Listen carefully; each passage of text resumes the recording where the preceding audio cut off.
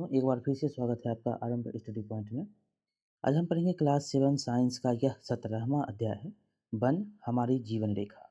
One के जो हमारे लिए क्या ये इसका महत्व है, हमारे लिए क्यों महत्वपूर्ण है, इन्हीं सब के बारे में इसमें लिखा गया है। और वन की क्या भूमिका है हमारे जीवन में, इनकी जो भी महत्वपूर्ण भूमिकाएँ हैं और इनके जो कार्य हैं, जो मानव जीवन का हो या जंतु का हो, इनके लिए हम क्या भूमिका निभाते हैं, ये सब आपको इसमें पढ़ने को मिलेगा। तो चलिए शुरू करते हैं। लिखा गया है कि एक शाम एक वृद्ध व्यक्ति से पार्क में जो है बूझो गया। तो एक शाम यहाँ पर देख सकते हैं, एक शाम बूझो एक वृद्ध व्यक्ति के साथ जो है पार्क में गया। उसके उसने उनका परिचय अपने मित्रों से करवाया। प्रोफेसर अहमद विद्यालय में कार्यरत एक वैज्ञानिक थे। बच्चे खेलने लगे और प्रोफेसर अहमद एक बेंच पर बैठ गए। वे थके हुए थे क्योंकि उन्होंने शहर के स्वर्ण जयंती समारोह में भागीदारी की थी। थोड़ी देर में बच्चे उनके इर्द गिर्द आकर बैठ गए। बच्चे समारोह के बारे में जानना चाहते थे। देखिए अब क्या है, तो प्रोफेसर अहमद जो हैं ने उन्हें बताया कि सांस्कृतिक कार्यक्रम के पश्चात वरिष्ठ नागरिकों ने शहर की बेरोजगारी की समस्या पर चर्चा की थी। शहर के ठीक बाहर स्थित वन क्षेत्र की सफाई करके एक कारखाना स्थापित करने की योजना प्रस्तुत की थी। ठीक। आगे है, इससे शहर की बढ़ती जनसंख्या को नौकरी पाने का एक मौका मिलेगा। बच्चों को बहुत आश्चर्य हुआ जब प्रोफेसर अहमद ने उन्हें बताया कि उन अनेक लोगों ने इस प्रस्ताव का क्या किया तो विरोध किया था। प्रस्ताव के विरोध का कारण बताने के लिए प्रोफेसर अहमद ने समझाया, हरे भरे वन हमारे लिए उतने ही महत्वपूर्ण हैं जितना हमारे फेफड़े को। तो यहाँ पर आपको समझना है, हरे भरे वन हमारे क्यों क्यों महत्वपूर्ण है। जितना वन हमारे लिए सबसे ज़्यादा महत्वपूर्ण है, जो इसलिए जो आप जानते हैं कि ज़्यादा से ज़्यादा पेड़ पौधे लगाने के लिए आपको कहा जाता है। जब तक आप पेड़ पौधे नहीं लगाएंगे तो सांस की जो ऑक्सीजन हमको कहाँ से मिलता है, तो पेड़ पौधे से मिलता है। तो इसीलिए पेड़ पौधे लगाने के लिए कहता है। तो इसलिए प्रोफेसर अहमद समझा रहे हैं कि हरे भरे वन हमारे लिए उतने ही महत्वपूर्ण हैं जितना हमारे लिए क्या है, फेफड़ा। हमारे लिए फेफड़ा महत्वपूर्ण है, इसीलिए इन्हें हरे फेफड़े भी कहा जाता है। और इसीलिए जो वन हरे-भरे वन हैं, उनको हरे फेफड़ा भी कहा जाता है। वन जल शोधन तंत्रों के रूप में भी कार्य करते हैं। उनकी बातें सुनकर बच्चे भ्रमित हो गए। प्रोफेसर अहमद समझ गए कि बच्चों ने वन नहीं देखा है। बच्चे वन के बारे में वन के बारे में और अधिक जानना चाहते हैं।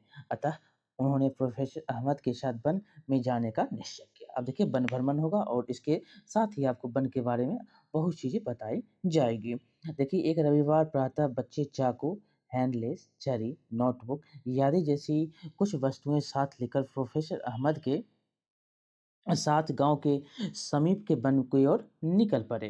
रास्ते में उन्हें पास के गांव का जो है अपनी उम्र का एक लड़का टीबू मिला, जो अपनी चाची के साथ मवेशियों को वन में चराने ले जा रहा था। ये चाची है। उन्होंने पाया कि टीबू बहुत फुर्तीला है, क्योंकि वह मवेशियों के झुंड को एक साथ रखने के लिए आनन-फानन में यहाँ-वहाँ जा रहा था। बच्चों को देखकर टीबू ने भी कहा ने भी उनके साथ चलना शुरू कर दिया, जबकि मवेशियों को लेकर उनकी चाची दूसरी ओर निकल गई। जैसे ही उन लोगों ने वन में प्रवेश किया, टीबू ने अपना हाथ उठाकर सबको शांत रहने का संकेत दिया, क्योंकि शोर से वन में रहने वाले जंतुओं को परेशानी हो सकती है। टीबू टीबू ने क्या किया, फिर टीबू उन्हें वन में ऊंचाई पर स्थित ऐसे स्थान पर ले गए जहां से सभी वन का व्यापक दृश्य देख सके जो है सभी वन का व्यापक दृश्य देख सके। बच्चे आश्चर्यचकित हो गए, क्योंकि उन्हें दूर-दूर तक कहीं भी ज़मीन दिखाई नहीं दे रही थी। विभिन्न जो जगह थे, विभिन्न जो वृक्ष हैं, वो जो है खाली वृक्ष ही वृक्ष आपको यहाँ पर दिख रहा है। विभिन्न वृक्षों के शिखरों ने भूमि के ऊपर हरा आवरण सा बना दिया था। यद्यपि आवरण समान रूप से हरा नहीं था। वहाँ का वातावरण शांत था और ठंडी हवा मंद गति से बह रही थी। इससे काफ़ी बच्चे क्या हो गए थे? तरोताज़ा और प्रसन्न हो गए। ये देख सकते हैं कुछ वन्य जो जंतु हैं यहाँ पर, ये जंगली भैंस है, और आपको यहाँ पर देख सकते हैं सूअर है। ये सब क्या है? तो जंगली हैं। ये वन्य जीव के कुछ जंतु हैं। आगे हम पढ़ेंगे। देखिए, आगे है, नीचे आते समय बच्चे अचानक वे पंछियों की चहचहाट और वृक्षों की ऊंची-ऊंची शाखाओं की ओर से कुछ विशिष्ट ध्वनियों का शोर सुनकर उत्तेजित हो गए। टीबू ने उन्हें शांत रहने के लिए कहा क्योंकि यह वहाँ की सामान्य घटना थी। बच्चों की उपस्थिति के कारण कुछ बंदर वृक्षों पर और कुछ शाखाओं पर चढ़ गए थे, जिससे वहाँ विश्राम कर रहे पंछी अशांत हो गए थे। जंतु अक्सर जंतु जो होते हैं अक्सर अन्य जंतुओं को सचेत करने के लिए विशिष्ट प्रकार की ध्वनि करके चेतावनी देते हैं। टीहू ने यह भी बताया कि शुक्र मतलब बराह या सुअर जो होता है, और गौर मतलब वाइशन, गीदड़ से ही हाथी जैसे जंतु वन के अति जो है अधिक सघन क्षेत्रों में रहते हैं। कौन-कौन अधिक सघन क्षेत्रों में रह रहा है? तो गौर हो गया जिसको बाइसन बोलते हैं, बरहा मतलब जो सुअर जिसको कहते हैं, गीदड़ हो गया, सेही हो गया, हाथी हो गया, ये सब जो है ये सब जंतु वन जो है, ये सब रहते हैं किसमें? वन के बहुत ही सघन क्षेत्रों में ये सब जंतु रहते हैं। ठीक? अब देखिए आगे, प्रोफेसर अहमद ने बच्चों को सावधान किया कि उन्हें वन के अधिक सघन क्षेत्रों में नहीं जाना चाहिए। बूझो और फहेली को याद आया कि उन्होंने कक्षा 6 में वनों के आवास के रूप में भी पढ़ा था। तो ये देख सकते हैं जो बंदर है और लोमड़ी है, ये सब आपको दिख रहा है, गीदड़ है। ये आगे है एक आवास के रूप में यहाँ पर दिखाया गया है, जो जिसका जो आवास है। अब वे स्वयं देख रहे थे कि वन किस प्रकार अनेक जंतुओं और पादपों के लिए आश्रय या आवास प्रदान करते हैं। देख सकते हैं ये आपको चित्र में दिखाया गया है, ये नीम का वृक्ष है, बाँस है, और ये जो देख रहे हैं ये शीशम है, और ये सेलम है। वनों में पाए जाने वाले कुछ ही क्या है? पादप हैं। देखिए, यहाँ पर दिया भी गया है कि जिस भूमि पर बच्चे चल रहे थे वह ऊबड़-खाबड़ थी और अनेक वृक्षों से ढकी थी। चित्र में यहाँ पर दिखाया गया है टीबू ने साल, टीक, सेलम, शीशम, नीम, पलास, अंजीर, खैर, आंवला, बांस, कचनार आदि के वृक्षों की पहचान करने में उनकी मदद की। प्रोफेसर अहमद जो हैं ने बताया कि वन में अनेक प्रकार के वृक्ष, झाड़ियाँ, शाक और घास पाई जाती हैं। वृक्षों पर विभिन्न प्रकार की विसर्पी लताएं और आरोही लताएं भी लिपटी हुई थी। वृक्षों की घनी पत्तियों के आवरण के कारण सूर्य मुश्किल से ही कहीं दिखाई दे रहा था, जिससे वन के अंदर काफी अंधकार था। यहाँ पर 17(1) में आपको दिखाया गया है, क्रियाकलाप के रूप में आपको यहाँ पर समझना है। अपने घर के विभिन्न वस्तुओं को ध्यान से देखें और वस्तुओं की सूची बनाइए जो ऐसी सामग्री से बनाई गई है जिन्हें वनों से प्राप्त किया गया हो। आपकी सूची में काष्ठ से बनी अनेक वस्तुएं जैसे कि प्लाईवुड, ईंधन की लकड़ी, वक्शी, कागज, माचिस और तीलियां और फर्नीचर हो सकते हैं। क्या आप जानते हैं कि गोंद, तेल, मसाले, जंतुओं का चारा और औषधीय पादप जो जड़ी बूटी होता है भी वनों से प्राप्त किए जाते हैं। शीला समझ नहीं पा रही थी कि आखिर इन वृक्षों को किसके किसने लगाया है? प्रोफेसर अहमद ने बताया कि प्रकृति में वृक्ष पर्याप्त मात्रा में बीज उत्पन्न करते हैं, और वन की भूमि उनके अंकुरण और नवोद्भिद और पौध में विकसित होने के लिए अनुकूल परिस्थितियां प्रदान करती हैं। इनमें से कुछ वृक्ष के रूप में वृद्धि कर जाते हैं। उन्होंने यह भी बताया कि किसी वृक्ष का शाखीय भाग तने से ऊपर उठ जाता है जो शिखर कहलाता है। जो तना से ऊपर चला गया उसको क्या बोलते हैं? शिखर कहते हैं। प्रोफेसर अहमद ने बच्चों से ऊपर की ओर देखकर यह नोट करने को कहा कि वन में ऊंचे वृक्षों की शाखाएं किस प्रकार कम ऊंचाई के वृक्षों के ऊपर छत की वृक्षों के ऊपर छत की तरह दिखाई देती है। उन्होंने बताया कि यह वितान मतलब कैनोपी कहलाता है, जो आपको छत की तरह दिखाई देता है, इसको क्या कहते हैं? कैनोपी कहते हैं। यहाँ पर देख सकते हैं किस प्रकार के शिखर है यहाँ पर, ये देख सकते हैं ये क्या है? ये शिखर है। ये क्या है? ऊपर की ओर जो चला गया वो क्या है? शिखर है। ठीक? अब देखिए यहाँ पर क्रियाकलाप भी है, बबूल, शीशम, नीम, चंदन ये सब किस प्रकार के पौधे हैं यहाँ पर आप बता सकते हैं। तो औषधीय पौधे हैं, क्या है ये?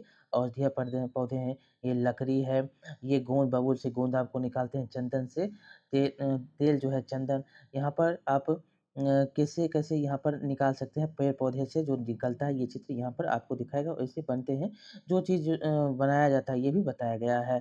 यहाँ पर भर भी सकते हैं, जो आप जानते हैं यहाँ पर देख सकते हैं ये क्या है? मोहरी लाख है और यहाँ पर लकड़ी की मूर्ति बनाई गई है, ये कहा है लकड़ी और यहाँ पर गोंद है, ये भी देख सकते हैं बबूल से गोंद निकलता है, ये शहद है। पेड़ पर जो है ये शहद लगाए जाते हैं।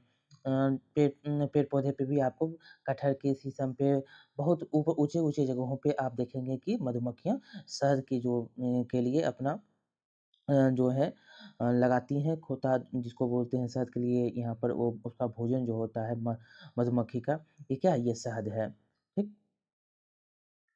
आगे हम पढ़ेंगे अब आप जो है अपने आसपास के किसी वन अथवा उद्यान में जाइए, वृक्षों को देखिए और उनके नाम जानने का प्रयास करिए। इस कार्य में आप अपने बुजुर्गों या अध्यापकों की या पुस्तकों की सहायता लें। जिन वृक्षों को आप देखेंगे, उनकी विशेषताएँ जैसे लंबाई, पत्तियाँ का आकार, शिखर, पुष्पों और फलों की सूचीबद्ध करने के लिए कहता है। कुछ वृक्षों के शिखर के चित्र बनाइए। प्रोफेसर अहमद ने बताया कि वृक्षों के शिखर की आकृति का माप साइज के परस्पर भिन्न होता है। इसी कारण किसी वन में विभिन्न ऊंचाइयों पर जो होता है क्षैतिज परतें बनी होती हैं, जो उन्हें क्या बोलते हैं? इन्हें अघोतल कहते हैं। विशाल और ऊंचे वृक्ष शीर्ष परत बनाते हैं, जिनके नीचे झाड़ियाँ और ऊंची घास की परतें होती हैं और सबसे नीचे परत जो होता है शाख बनाती है। जो होता है ये देख सकते हैं क्या शाख है। क्या कभी वनों में वृक्ष समान प्रकार के होते हैं?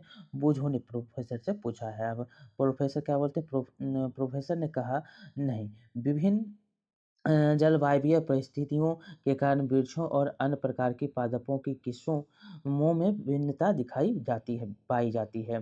जंतुओं के प्रकार भी विभिन्न वनों में भिन्न होते हैं। कुछ बच्चे झाड़ियों और शाखों के पुष्पों पर यहाँ-वहाँ मंडराने वाली खूबसूरत तितलियों को देखने में व्यस्त थे। उन्होंने झाड़ियों के नज़दीक जाकर उन्हें देखने का प्रयास किया था। ऐसा करते समय उनके बालों और वस्त्रों पर बीज और झाड़ियाँ चिपक गई। बच्चों को वृक्षों की छाल, पौधे की पत्तियाँ और वन भूमि पर सरगल रही यक्षिमा जो सरगल रही है, पत्तियों पर अनेक जो ये देख सकते हैं भूमि की सतह पर आपको पत्तियाँ मिल रही हैं, ये देख सकते हैं। जो अनेक कीट, जो कीट, मकड़ियाँ, गिलहरियाँ, चींटियाँ, अनेक जो जीव-जंतु छोटे जंतु दिखाई दिए। उन्होंने उन जीवों के चित्र बनाने आरंभ कर दिए। वन भूमि की सतह गहरे रंग की दिखाई दे रही थी तथा वह सूखी और यष्मान पत्तियों, फलों, बीजों, टहनियों और छोटे शाखों से ढकी हुई थी। यष्मान पदार्थ आर्द्र और गर्म थे। यष्मान पदार्थ जो क्या थे? आर्द्र और गर्म थे। बच्चों ने अपने संग्रह के लिए विभिन्न बीज और पत्तियां एकत्रित कर ली। वन भूमि पर सूखी पत्तियों के ऊपर चलना किसी स्पंजी गलीचे पर चलने के समान प्रतीत हो रहा था। जब आप चलेंगे तो आपको वो क्या लगेगा? जो स्पंजी पर चल रहे हैं। क्या अयस्मान पदार्थ सदैव गर्म होते हैं? प्रोफेसर अहमद ने सुझाया कि बच्चे इस प्रश्न का उत्तर प्राप्त करने के लिए क्रियाकलाप कर सकते हैं। तो यजमान जो होता है वो सदा गर्म नहीं होता है। यहाँ पर देख सकते हैं एक छोटा गड्ढा खोदिए, इसे सब्जियों के कचरे और सूखी पत्तियों आदियों में भरकर मिट्टी भर दीजिए। इसके कारण जो है ऊपर कुछ जल भी डालिए। 3 दिन बाद मिट्टी की ऊपर परत हटा दीजिए। क्या गड्ढा भीतर से गर्म लगता है? तो देखेंगे तो गड्ढा भीतर से गर्म लगता है। पहेली ने पूछा, वन में इतने सारे वृक्ष हैं, यदि हम कारखाने के लिए कुछ वृक्षों को काट दें तो क्या फर्क पड़ेगा? प्रोफेसर ने क्या बताया, तो तुम्हें स्वपोषियों, परपोषियों और मृतपोषियों के बारे में पढ़ा है। तुमने ये पढ़ा है कि हरे पादप किस प्रकार भोजन का निर्माण करते हैं। कभी सभी जंतु, चाहे वे शाकभक्षी हो या मांसभक्षी, अतः अंततः भोजन के लिए पादपों पर क्या होते हैं, निर्भर होते हैं। जो जो जीव पादपों का भोजन करते हैं, उन्हें अक्सर अन्य जंतुओं द्वारा भोजन के रूप में ले लिया जाता है, और इस प्रकार यह क्रम क्या होता है, चलते रहता है। बहुत बार यहाँ से क्वेश्चन पूछा जाता है। उदाहरण के लिए घास देखिएगा, तो उदाहरण के लिए घास को कीटों द्वारा खाया जाता है। क्या होता है, घास को कौन खा रहा है, कीट खा रहा है।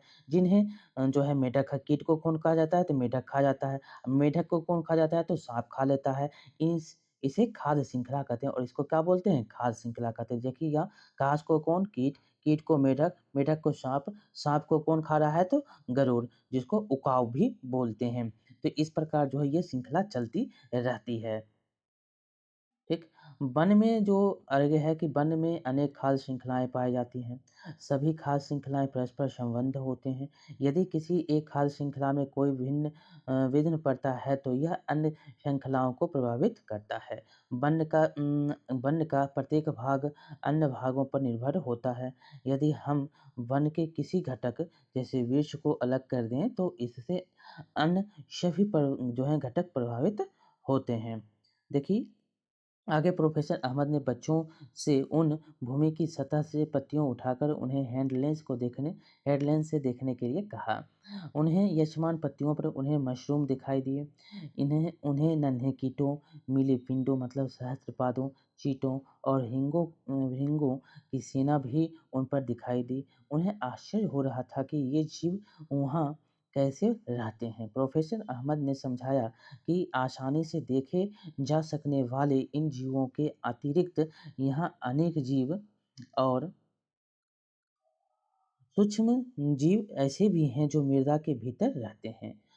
पहली तो को आश्चर्य हो रहा था कि मशरूम और अन्य सूक्ष्म जीव क्या खाते हैं। प्रोफेसर अहमद ने बताया कि ये मृत पादपों और जंतु ऊतकों को खाते हैं और उन्हें एक गहरे रंग के पदार्थ में परिवर्तित कर देते हैं, जिन्हें ह्यूमस कहा जाता है। इसको क्या बोलते हैं, ह्यूमस कहते हैं।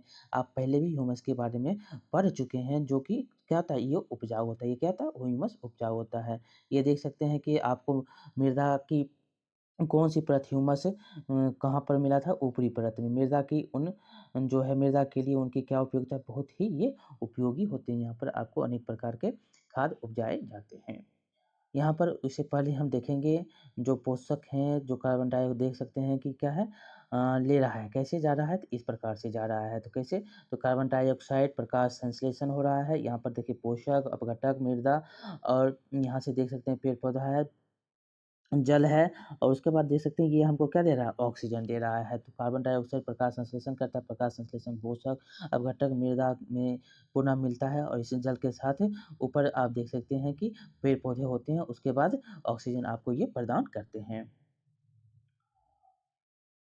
किसका किससे संबंध यहाँ पर ये दिखाया है, वन में पादप, मृदा और अपघटकों का परस्पर क्या है, संबंध है। आगे हम पढ़ेंगे, पादपों और जंतुओं के मृत शरीर को ह्यूमस में परिवर्तित करने वाले सूक्ष्मजीव अपघटक कहलाते हैं। जो उसको परिवर्तित कर देता है ह्यूमस में, उसको क्या बोलते हैं, अपघटक कहते हैं। इस प्रकार के में सूक्ष्मजीव वन में महत्वपूर्ण भूमिका निभाते हैं। यह जानकारी मिलते ही पहेली ने मृत पत्तियों को हटाना आरंभ कर दिया, और कुछ ही देर में भूमि पर ह्यूमस की परत को खोज निकाला। ह्यूमस की उपस्थिति यह सुनिश्चित करती है कि मृत पादपों और जंतुओं के पोषक मृत मृदा में मुक्त होते रहते हैं। वहां से ये पोषक तत्व पुनः सजीव पादपों के मूलों द्वारा अवशोषित किए जाते हैं। शीला ने पूछा, जब वन में कोई जंतु मर जाता है तो उसका क्या होता है? टीवू ने उत्तर दिया कि मृत जंतु गिद्धों, कौवा, गीदड़ों और कीटों का भोजन बन जाते हैं। इस प्रकार पोषक तत्वों का चक्र क्या होता है? चलता रहता है, जिससे वन में कुछ भी व्यर्थ नहीं जाता है। फिर देखिए पहेली ने प्रोफेसर अहमद को याद दिलाया कि उन्होंने यह भी समझाया है कि वनों को हरे फेफड़े क्यों कहा जाता है। प्रोफेसर अहमद ने समझाया कि पादप प्रकाश संश्लेषण के प्रक्रम द्वारा ऑक्सीजन निर्मुक्त करते हैं। इस प्रकार पादप जंतुओं के श्वसन के लिए ऑक्सीजन उपलब्ध कराने में सहायक होते हैं। वे वायुमंडल में ऑक्सीजन और कार्बन डाइऑक्साइड के संतुलन को भी बनाए रखते हैं। इसलिए वनों को हरे फेफड़े कहा जाता है, इसलिए इसको क्या कहा जाता है? तो हरा फेफड़ा। आगे ही ये देख सकते हैं कैसे कार्बन डाइऑक्साइड देखिए यहाँ पर से पादप पादप पादप पादप से यहाँ पर देख सकते कार्बन डाइऑक्साइड, फिर जंतु, फिर कार्बन डाइऑक्साइड, ऑक्सीजन। ये क्या है? ऑक्सीजन और कार्बन डाइऑक्साइड का संतुलन है। ये चक्र जो है चलते रह रहा है। वही है यहाँ पर बच्चों ने देखा कि आसमान में बादल बन रहे हैं और बूढ़ों ने याद दिलाया कि हमने पहले भी पढ़ा है कक्षा 6 में कि जल चक्र के बारे में हमने पढ़ा है। वृक्ष अपने मूलों से जल अवशोषित करते हैं और वाष्पोत्सर्जन द्वारा जल वाष्प निर्मुक्त करते हैं। यदि वृक्षों की संख्या कम होती है तो जल चक्र किस प्रकार प्रभावित होगा? तो ये बहुत ही प्रभावित होंगे। टिबू ने उन्हें बताया कि वन केवल पादपों और जंतुओं का आवास नहीं है। वन क्षेत्र में अनेक मानव समुदाय भी रहते हैं। इनमें से कुछ विभिन्न जनजातियां हो सकते हैं। टिबू ने समझाया कि ये लोग अपनी अधिकतर आवश्यकताओं के लिए वनों पर निर्भर करते हैं। वन उन्हें भोजन, आश्रय, जल और औषधियां प्रदान करते हैं। वन क्षेत्र में रहने वाले लोग वहाँ के अनेक औषधीय पादपों के बारे में जानते हैं। देखिए यहाँ पर दिया गया है कि पहली ने अपने मित्रों को याद दिलाया है कि वे प्रकाश संश्लेषण के बारे में अध्याय 1 में पढ़ चुके हैं। आगे है बुझो एक छोटे झरने से पानी पी रहा था तो उसने देखा कि हिरणों का एक झुंड उससे कुछ दूरी पर झरने को पार कर रहा था। कुछ ही पल में सभी हिरन झाड़ियों में गायब हो गए। सघन झाड़ियां और ऊंची घास जंतुओं को भोजन और आश्रय प्रदान करती है। ये देख सकते हैं और पानी पी रहे हैं ये जो क्षेत्र हैं क्या है? सघन क्षेत्र हैं। ये वन में हिरन आपको दिखाए गए हैं। ये क्या है? दीवार पर उगा हुआ एक पौधा जो पीपल का पेड़ जो है वह दीवार पर भी आपको उगते हुए दिखाई देते हैं। इसके बारे में भी बताया जाएगा। तो टिबू ने ध्यान से वन के फर्श को देखना आरंभ कर दिया। अचानक कुछ देखकर उसने बच्चों को अपने पास बुलाया। उसने उन्हें कुछ जंतुओं की लीद दिखाई और विभिन्न जंतुओं की लीदों के बीच अंतर समझाया। प्रोफेसर अहमद ने बताया कि वन अधिकारी वन में कुछ जंतुओं की उपस्थिति की जानकारी उनकी लीद और पद चिन्हों से के आधार पर करते हैं। लीद जो होता है उसका लेटरिंग जो होता है उसके द्वारा उसको बताया जाता है। बुझो ने सबका ध्यान जंतुओं की लीद की एक बड़ी छह-मान ढेरी की ओर आकर्षित किया। उस ढेरी पर अनेक भीड़ और कैटरपिलर मतलब लार्वा पनप रहे थे तथा अनेक नवोद्भिद भी अंकुरित हो रहे थे। प्रोफेसर अहमद ने बताया कि नवोद्भिद कुछ शाखों और झाड़ियों के हैं। जंतु भी कुछ पादपों के बीजों को प्रकीर्णित करते हैं। इन जंतु इस प्रकार जो होता है इस प्रकार जंतु वनों में पादपों को वृद्धि करने और उनके पुनर्जन्म में सहायक होते हैं। जंतुओं का क्षयमान गोबर नवोद्भिद को उगने के लिए पोषक तत्व भी प्रदान करते हैं। यह सुनने के बाद बूझों ने अपनी नोटबुक में जो है नोटबुक निकाला। नोटबुक में ये नोट किया। पादपों की अधिक किस्मों को आश्रय देकर वन शाकाहारी जंतुओं को भोजन और आवास के और अधिक अवसर प्रदान करते हैं। शाकाहारियों की संख्या क्या है? अधिक संख्या का अर्थ है विभिन्न प्रकार के मांस भक्ष्यों के लिए भोजन की अधिक उपलब्धता। जितना शाकाहारी होगा उतना जो है मांस भक्षों के लिए भोजन अधिक होंगे। यहाँ पर देखिए पहले को याद आया कि उसने अपने विद्यालय का पार्श्व दीवार पर पीपल का एक पौधा उगा हुआ देखा था। क्या आप यह समझने में अधिक सहायता उसकी सहायता कर सकते हैं कि वह कहाँ से कैसे आया? तो ये कुछ पेड़ पौधे के जो बीज होते हैं, ये जो पीपल के पौधे हैं, इसके बीज जब कोई पंछी खा लेते हैं तो उसके जहाँ खा लेते हैं और वह उड़ते हैं कहीं पर जाते हैं तो उसके बीट से ये जन्म लाता है। ये उसके मुख से छूट जाता है तो ये भी हो जाता है। फिर वह कहीं पेड़ पौधे के जो बीज हैं वो दीवार पे कहीं पे वो अटक जाते हैं, तो उससे बारिश होती है, नमी आती है, तो उससे ये जन्म जाते हैं। ये आप कह सकते हैं। उसी प्रकार आगे अब है कि विभिन्न प्रकार के मांसभक्षियों के लिए भोजन की अधिक उपलब्धता क्या है, तो अधिक आप अगर शाकाहारियों का जो संख्या अधिक है, तो ये मांसभक्षियों के लिए ये भोजन की संख्या क्या होगी? अधिक होगी। जंतुओं की विभिन्न किस्में वन्य के पुनर्जनन और वृद्धि में सहायक होती है। अपघटक वन में उगने वाले पादपों के लिए पोषक तत्वों की आपूर्ति बनाए रखने में सहायक होते हैं। इस प्रकार वन एक गतिक सजीव इकाई है और जीवन क्षमता से भरपूर है। देखिए आगे अब है, अब दोपहर हो गई थी और बच्चे वापस जाना चाहते थे। टेबू ने वापस जाने के लिए एक और रास्ता सुझाया। जब वे वापस जा रहे थे तभी वर्षा होने लगी। उन्हें यह देखकर आश्चर्य हुआ कि वर्षा की बूंदें वन भूमि पर सीधे नहीं पड़ रही थी। जो है वर्षा की बूंदें भूमि पर क्या होती है? तिरछी पड़ती है, सीधा नहीं पड़ती है। वन जो है यहाँ पर देख सकते हैं कैसे वाष्पोत्सर्जन और वाष्पन हो रहा है। ये वर्षा है और समृद्ध वितान और वनस्पतियों की अनेक परतें वर्षा की बूंदों की चाल को क्या करती है? कम कर देती है। जब ये बारिश आएगी तो यहाँ पर पड़ी तो यहाँ पर इसकी चाल क्या होगी? कम हो जाएगी। यहाँ पर देख सकते हैं कितना-कितना बड़ा है, यहाँ पर देख सकते हैं कितना-कितना छोटा है। तो ये क्या होती है? इससे कम हो जाती है। ये यहाँ पर दिया गया है। आगे है यहाँ पर देख सकते हैं, इसको पढ़ सकते हैं कि मूल तंत्र जल के भूमि में अश्रावित होने में सहायक होते हैं, ये जो तंत्र हैं। आगे है मूल तंत्र, ये है, ये क्या है? ये मूल तंत्र, ये क्या है? मूल तंत्र है। ये देख सकते हैं, क्षयमान सामग्री से ढकी भूमि स्पंज और स्पंज की भांति प्रतीत होती है। क्षयमान जो होता है, ये क्षयमान है, ये इससे स्पंज की तरह आपको प्रतीत होगा। ये क्या है? भौमजल स्तर है। वर्षा जल की बूंदें वृक्षों से धीमे-धीमे टपकती हैं और भूमि में आश्रावित हो जाती हैं। अपस्रावित हो जाती है। यहाँ पर आगे इसके बारे में है कि बितान की सबसे ऊपरी परत वर्षा की बूंदों को विच्छिन्न कर देती है, अर्थात छोटी-छोटी फुहार में परिवर्तित कर देती है और अधिकांश जल वृक्षों की शाखाओं, पत्तियों और तनों से होता हुआ नीचे की झाड़ियों और शाखों पर धीमे-धीमे गिर रहा था। उन्होंने पाया कि कई स्थानों पर भूमि अब भी सूखी थी। लगभग जो है आधा घंटा बाद वर्षा रुक गई। उन्होंने पाया कि वन भूमि की सतह पर गिरी मृत पत्तियों की परत अब कुछ गीली हो गई हैं, क्योंकि वन में कहीं भी जल का जमाव होता दिखाई नहीं दिया। वृक्षों जो यहाँ पर वृक्षों के बारे में जो बताया गया है, तो यहाँ पर जो है भूमि पर जो है पानी अब धीरे-धीरे आया है, लेकिन वो उतना जितना पहले बारिश हुई आधे घंटे के बाद जो है हुआ, लेकिन उससे पहले आपको दिखाया गया है कि उससे पहले जो बारिश हुई थी, वो छोटी-छोटी में तब्दील हो गया बूंदों में, वो पत्तियों, शाखियों से होता हुआ आया, लेकिन पूरा जो है मिट्टी वहाँ पर अभी भी सूखी हुई थी।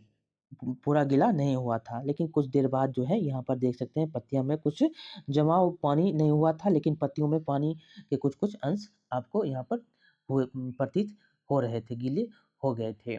आगे है कि बूझो मन ही मन में सोच रहा था कि यदि इतनी तेज वर्षा उसके शहर में हुई होती, तो नाले और सड़कें जो होती हैं पानी से भर गई होती।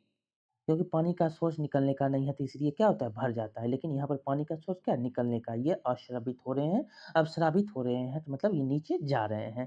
तो यहाँ पर देख सकते हैं चित्र के अनुसार आपको दिखाया गया पहला क्या है? तो यदि वन नष्ट हो गए तो वायु में कार्बन डाइऑक्साइड की मात्रा क्या होगी? बढ़ेगी, जिससे पृथ्वी का ताप बढ़ेगा। ये क्वेश्चन बहुत बार पूछा गया है।